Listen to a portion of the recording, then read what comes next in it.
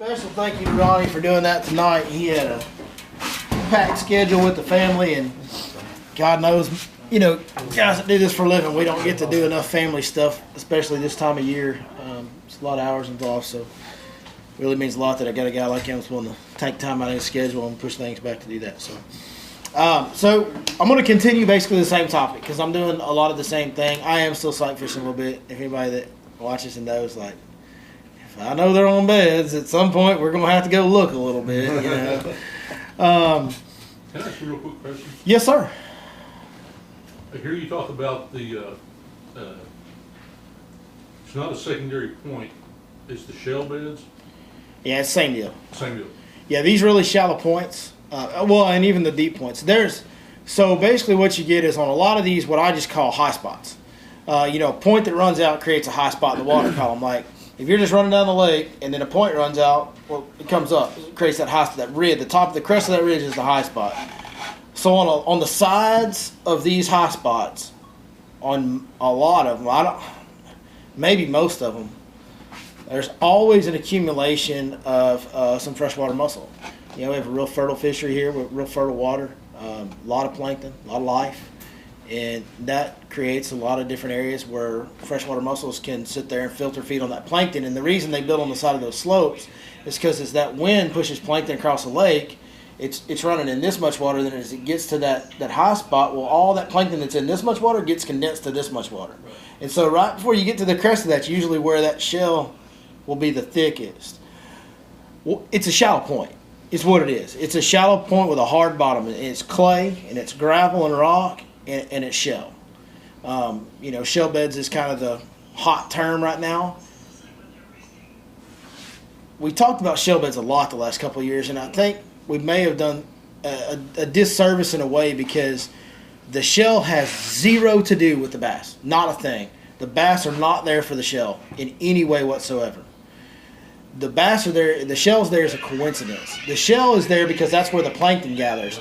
Because that's where the plankton gathers, that's where the shad gather, because shad are filter feeders as well, so forth and so on through the food chain. Now that you got the bass, right? So that's kind of how that goes down.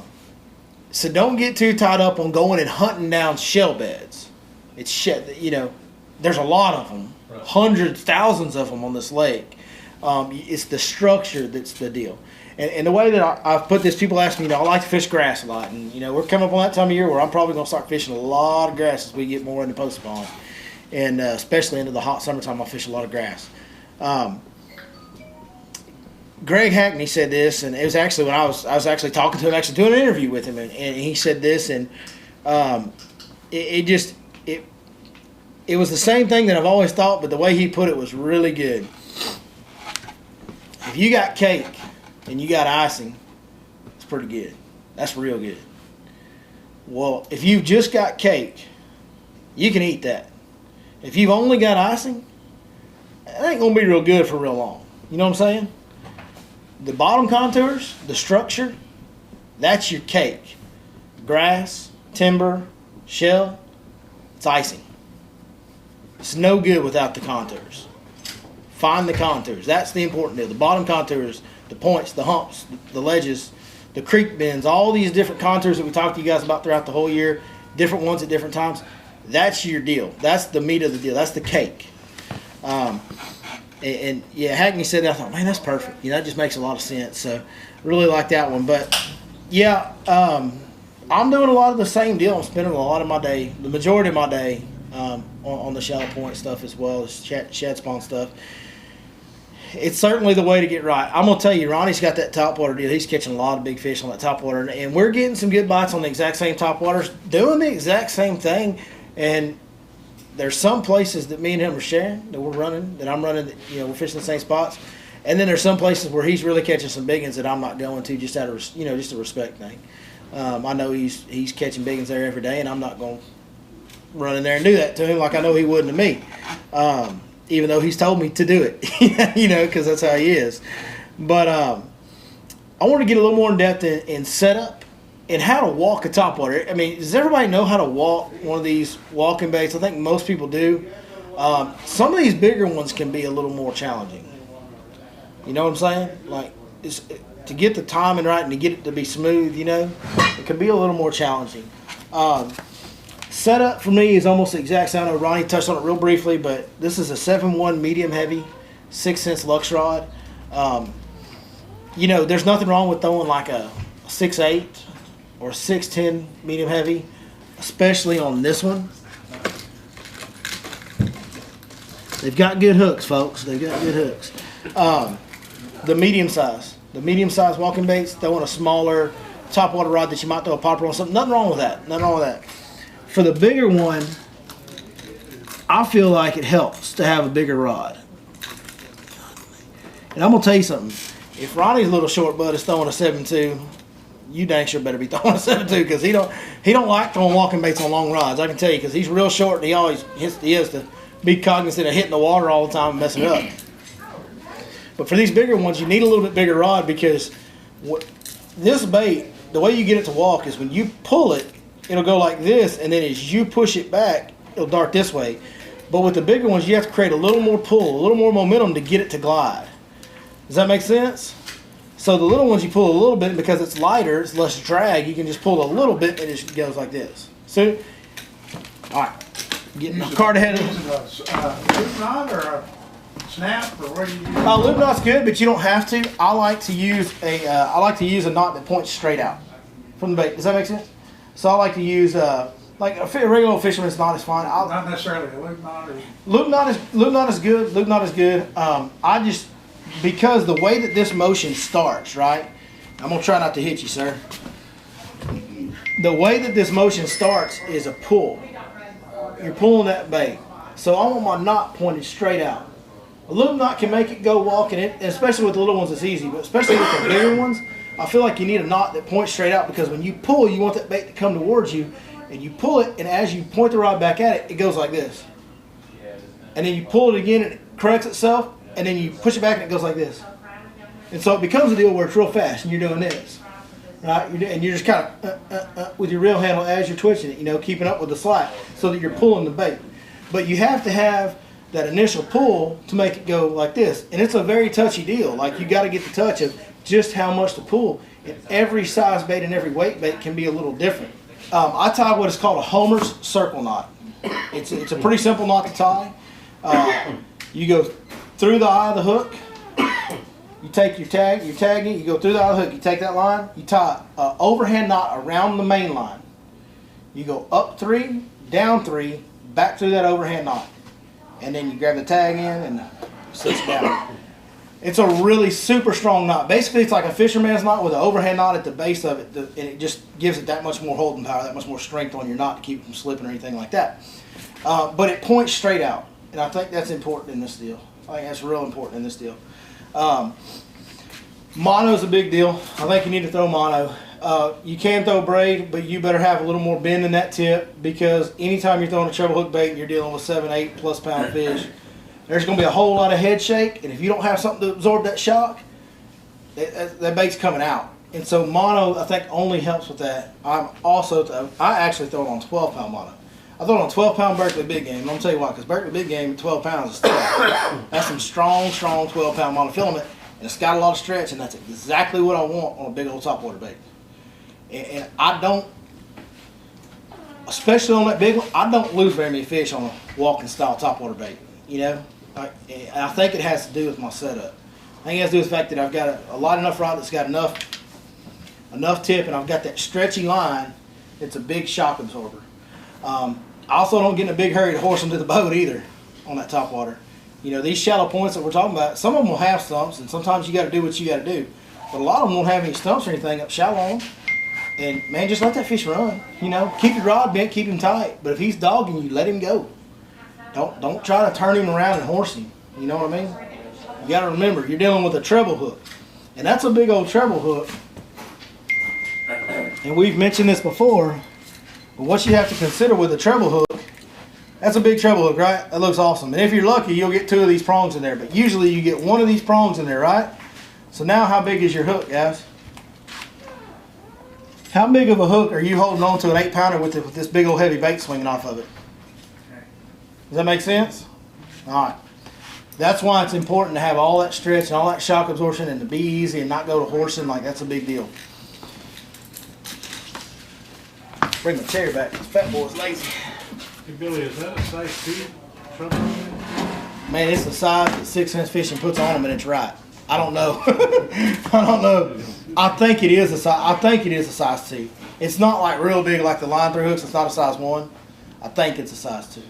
Any questions on how to walk the bait? Get it pulling and point it back. That's it. The pointing it back is the big deal. That's where it goes like this. So pull it to get it started, and then point it back, and then pull it to correct it, and then point it back. And then it'll go like this. That's how you do it. Any questions on the Topwater walking bait of any variety of that? We got that covered. Let's talk about swim baits. You ain't got to throw a big swim bait. I mean, not like, you know what I mean? Like the big ones. I think at this time, on Lake Fork in particular, I think if you're listening to this out there and you're on a totally different lake, and this isn't a real popular pattern, because this isn't a pattern that people just do all over the place. This whole gizzard chat deal on Shallow Point, like, this isn't something they do just everywhere. There's a lot of places where this deal, somebody's going to hear this out there and clue into it, and they're going to win a lot of tournaments. Because it's not something that gets done on every body of water. If you're on that body of water where nobody else is doing it, I think throwing a big old swim bait's the best thing you can do. I think it's absolutely the way to go. Because I can tell you, when this deal first started getting dialed in and guys first started throwing these big old swim baits out here, man, nobody was really fishing for those fish, or not a lot of people were, and they weren't seeing that big old swim bait, and that looked just like a big gizzard shad, and they were killing it. The deal now is it's become a craze on Lake Fork to throw the biggest swim bait you can get your hands on. And can it get you the biggest body? Sure it can. It can get you a 5-pounder, a 4-pounder, and a 3-pounder too. Like, it's not just a deal where you're just going to go there and throw a big swim bait, you're going to catch a 10-pounder. Like, that's not how it works. And I can promise you that a 12-pound bass will eat a smaller bait. It'll eat a small swim bait. It'll eat a line through felon, which is one of the smallest line throughs out there, but we're catching them better on that line through than any other line through in the game right now. They'll eat the small hollow bellies.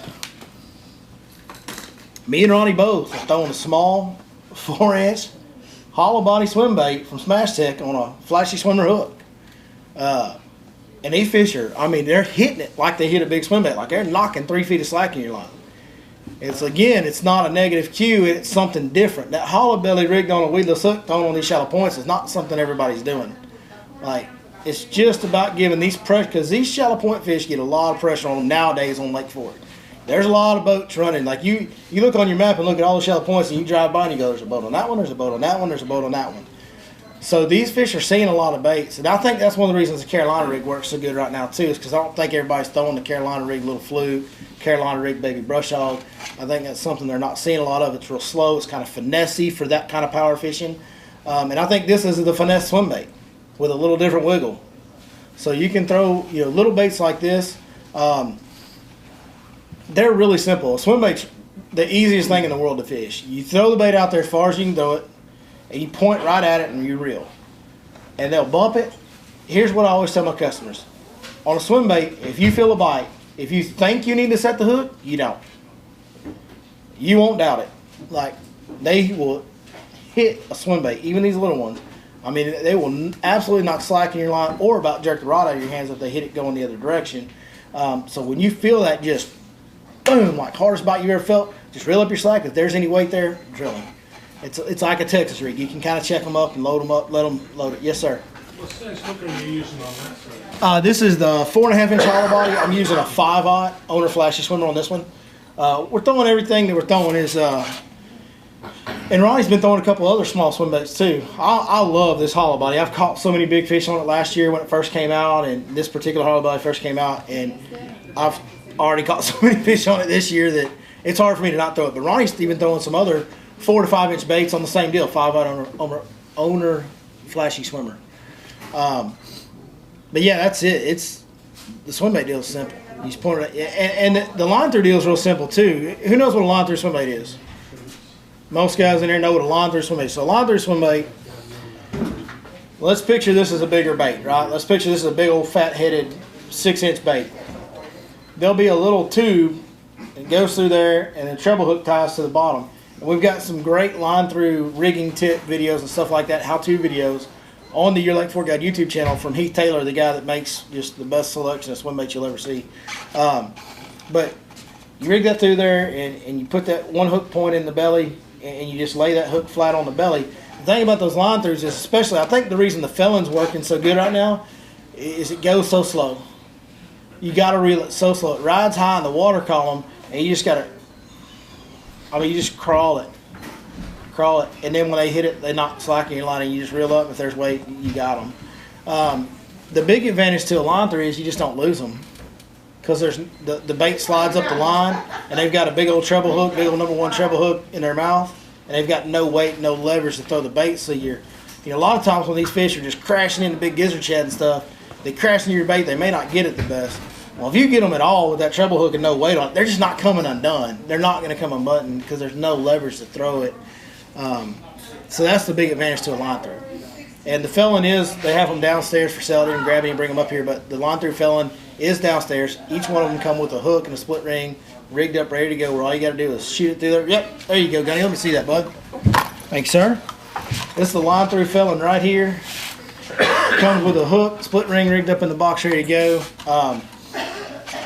As you can see, just shad colors. Light hitch was working a little bit. I think something to that paler bottom is helping in that little bit dirtier water that we got right now. I've been throwing this color right here is the one I've been getting most of my bites on the phone.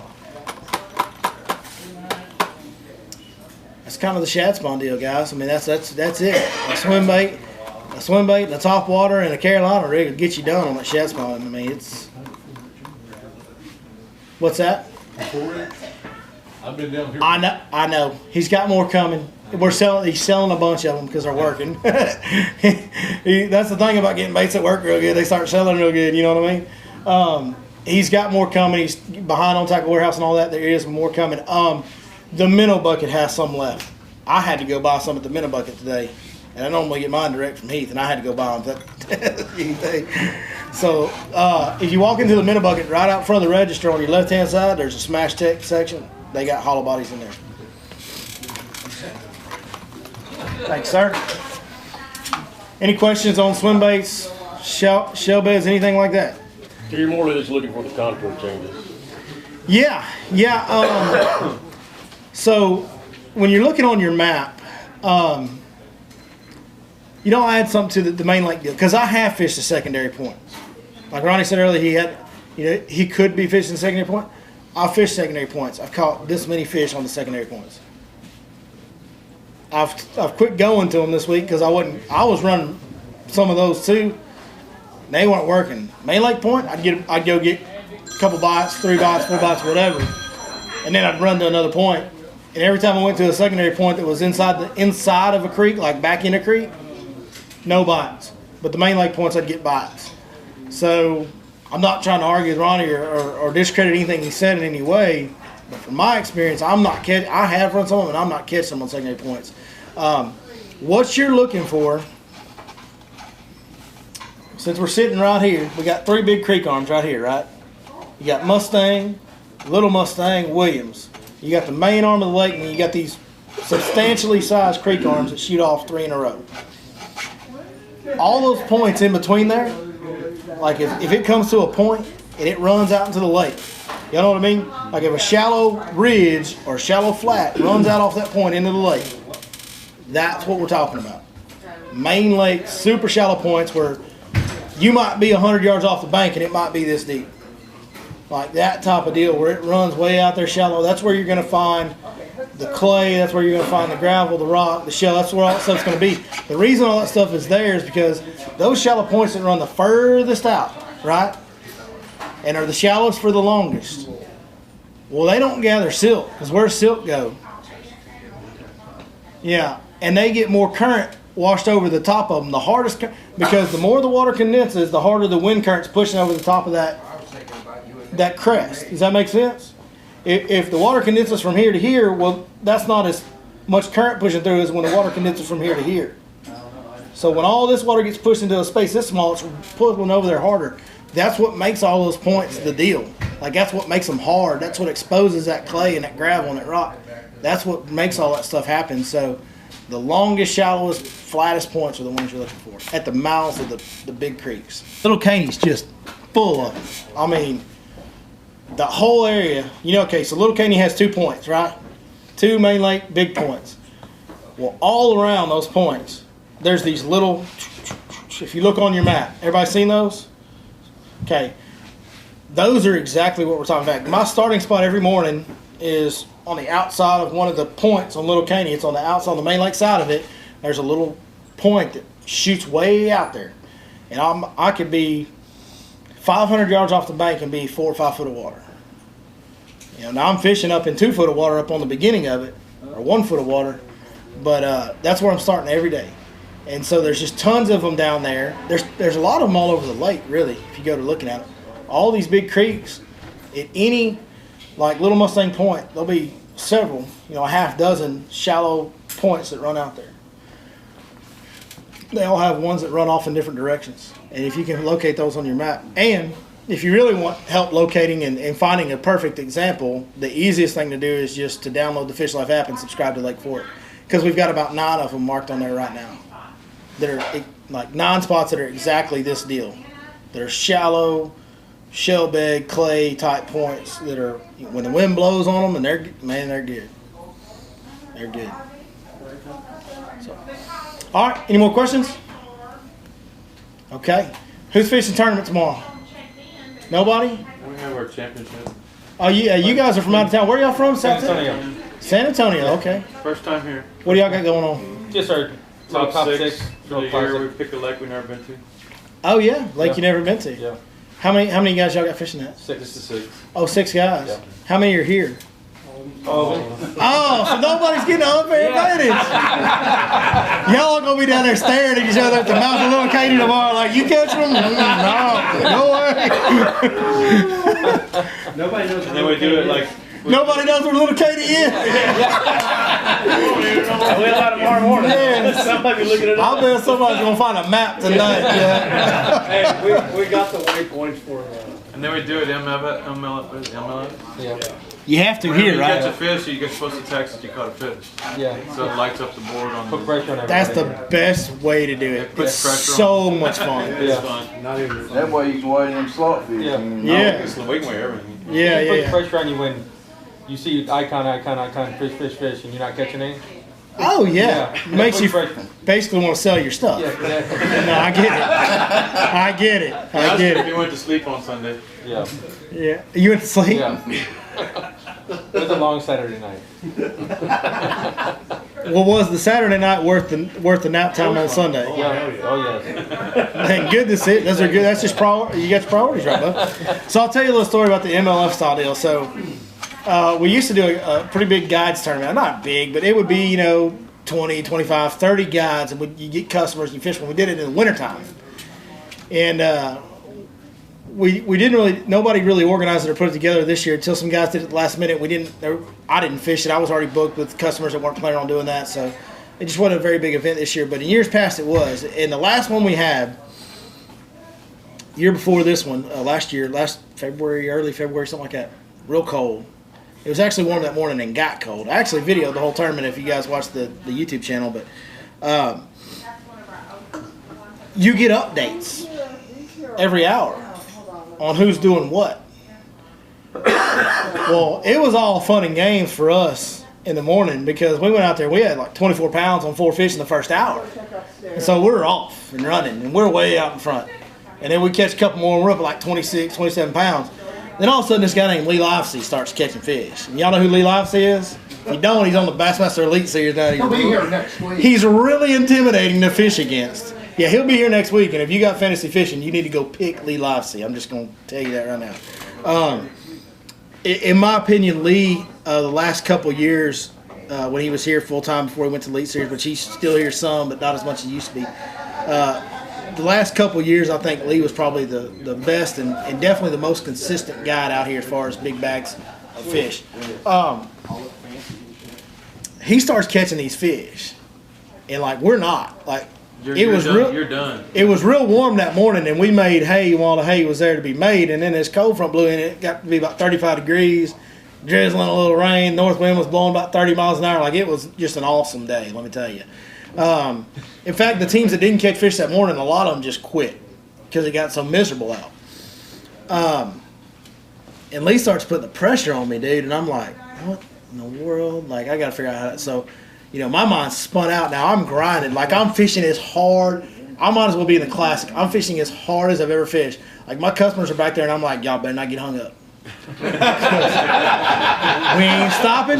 I ain't helping. Like, we going. Snap.